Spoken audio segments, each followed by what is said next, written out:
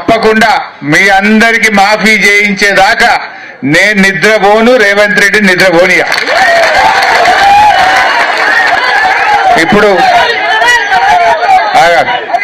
నేను మాట్లాడడానికంటే ముందు మా రాజిరెడ్డి అన్న కొంతమంది రైతులు మాట్లాడతామంటున్నారు.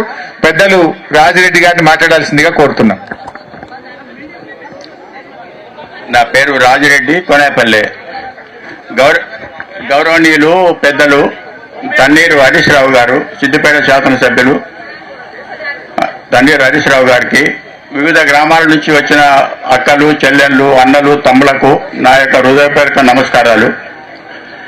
అయ్యా, దేశంలో ఏదైనా పార్టీ ఉన్నదంటే దగా, మోసం, కుట్ర, మాట తప్పుడు, మడిమ తప్పుడు ఉన్నది అని అంటే దేశంలో కాంగ్రెస్ పార్టీకి మించిన పార్టీ లేదు. ఇంకొకటి, పాపము ఆయన కూడా వస్తాను అనుకోని హామీలు వేయలేదు. ఇక వచ్చే పుసుకుని వచ్చాడు ఎక్కడో. వచ్చినాక ఏం చేస్తారు? 5 ఏళ్ళు అయితే ఉంటాం ఎట్లయినా. అవతల ఓడిస్తే ఓడిచ్చి తిట్టిని ఏమన్నా చేయని. 5 ఏళ్ళు అయితే ఉంటాం. మాజీ ముఖ్యమంత్రి అనిపించుకుంటా అనుకున్నాడు అంతే. ఇంకొకటి, అప్పులు చేసాడు అని అంటారు. ఏం లంక బిందలు లేదనుకోరు, జాబీలు ఇచ్చారా? ఇవన్నీ లంక బిందలు లేదనుకున్నారా? ఏమనుకున్నారా మీరు ముందుగా? ఇన్ని హామీలు ఇస్తే ఏమి నెరవేర్చారు చెప్పుని? 2, 3, 4 నెరవేర్చారు. ఒకటే ఏదో నెరవేర్చింది. ఒక ఫ్రీ బస్ ఒక్కటి తీసేసాడు. అయ్యా, నేను అక్కా చెల్లెళ్ళు తప్పు పట్టొద్దు, చిట్టొద్దు. నేను మొన్న హనుమకొండ పోయినా, ముందాయిల బస్సు ఎక్కిన సిద్దిపేట హనుమకొండకు పోయిన ఫంక్షన్ ఉండగా అందులో 60-70 మంది ఉంటే 50 మంది ఆడవాళ్ళు ఉన్నారు, 10-15 మంది మొగోళ్ళు, మొత్తం నిండా ఆడవాళ్ళే. వాళ్ళే అనుకుంటారు ఏందవా ఈ మధ్యకి పని పాట లేదు, ఆ పని లేక తిరిగేటోళ్ళే చాలా ఉన్నారు ఇలా అని వాళ్ళు అంటే మాట. సుమా, నేను అబద్ధం అంటలేను, మేము అనలేదు ఆ మాట, వాళ్ళు అన్న మాటే నేను అంటున్నా. అవి అట్లా తిరుగుతారు. అది ఒక్కటే చేసినావు, ఇంకేం చేసినావో చెప్పు. గ్యాస్ అంటుండు. 500 ఇస్తే మనకి గ్యాస్ ఇస్తుండా? ఇస్తలేడు. అకౌంట్లో పడతాయట. అకౌంట్లో పడుతున్నాయా? పట్టలేవు. అంత ఎగనవాలే, అంత మోసము, అంత కుట్ర. ఇక రేవంత్ రెడ్డి చెప్తాడు, మీరు ఆ 2 లక్షలకు పైన ఉన్నాయి, మీరు కట్టిన మరు క్షణమే మాపి చెప్తా అంటాడు.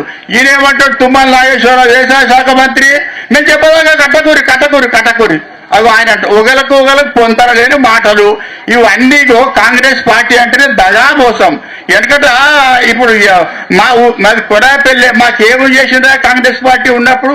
ఏమి లేదు. ఒక 1968-69లో ఎస్సీలకు ఒక 1000-1200 రూపాయలతో గుడిసెలు ఊరవుతల గుడిసెలు కట్టించారు. 1200 పాటివారికి 200, పాటేలకు 100, వాళ్ళకు వచ్చేటి ఆ ఎస్సీలకు వచ్చేటి 700-800 చేతికొచ్చినాయి. అయ్యా, వాళ్ళు ఆ ఆఫీసర్లు ఊరు దాటగానే ఆ పొరకలన్నీ విక్కొచ్చి పొయ్యిలో పెట్టుకున్నారు, ఆ గుడిసెల పొరకలు. అదొక్కరు చేసిండు. అయితే ఇంకేం చేసినట్టు ఏమి లేదు. ఒక ఇందిరమ్మ ఇండ్లు ఎన్ని ఇచ్చిండు? 25,000 ఇచ్చిండు. ఒక 4 ఇళ్ళకి ఇచ్చి 10 ఇండ్లు పైసలు దొబ్బిండు వాళ్ళ నాయకులు. ఈ కాంగ్రెస్ పార్టీ మామూలు జనాలకు ఈ రాజకీయం అంటే ఏంటంటే తెలియలేదు. ఎప్పుడు తెలిసింది మనకు? ఎన్టీ రామారావు వచ్చిన తర్వాత మన ముఖ్యమంత్రి గారు, మన ఎమ్మెల్యే గారు కేసీఆర్ గారు మనకు ఎమ్మెల్యే అయిన తర్వాత చేసిన పనులు ఇప్పుడు మా ఊరికి అన్నీ అవే. మొత్తం ఆయన ఆయామలే చేసిన రోడ్లు, స్కూల్ బిల్డింగులు, ఎర్ర బస్సులు, వాటర్ ట్యాంకులు అన్ని మన కేసీఆర్ గారు చేసిన పనులే. కాంగ్రెస్ పార్టీ చేసింది ఏమి లేదు, శూన్యం. ఇప్పుడు ఏమి లేదు. ఈయన చెప్తుండు, మేము ప్రజలతోటి మేము వాళ్ళ అభిప్రాయాల సేకరణ తీసుకుంటున్నాము, 8 ఎకరాలు దాకా ఇవ్వాలని. ఏం అభిప్రాయం లేదు, ఒట్టే కాలయాపన, మోసం చేసుడు. ఎంతమంది అభిప్రాయాలు తీసుకుంటావు? ఈ 33 జిల్లాలలో మంది ప్రజల అభిప్రాయం తీసుకొని చేసే పనులని చేస్తున్నావా ఇప్పుడు? ఒట్టి కాలయాపన కొరకు ఈ మాటలు ఏమి లేదు. దగా, మోసం, కుట్ర. వాళ్ళది ఇంకో పని లేదు. ఇక వాళ్ళు ఏం చేయడం మనం ఆదేశిస్తే, ముఖ్యమంత్రి మన ఎమ్మెల్యే గారు పెద్దలు గౌరవనీయులు ఆదేశిస్తే మేము సొంతం జేబు నుంచి పెట్టుకొనైనా అసెంబ్లీకి రమ్మంటారా, మీరు సెక్రటరియట్ రమ్మంటారా, కేసీఆర్ మన రేవంత్ రెడ్డి ఇంటి ముందర ధర్నా చేయమంటారా? మీరు ఒక్క మాట చెప్పుర్రి, మా జేబు నుంచి పెట్టుకొని హైదరాబాద్ దాకా కూడా వస్తాం అని మేము విజ్ఞప్తి చేస్తున్నా.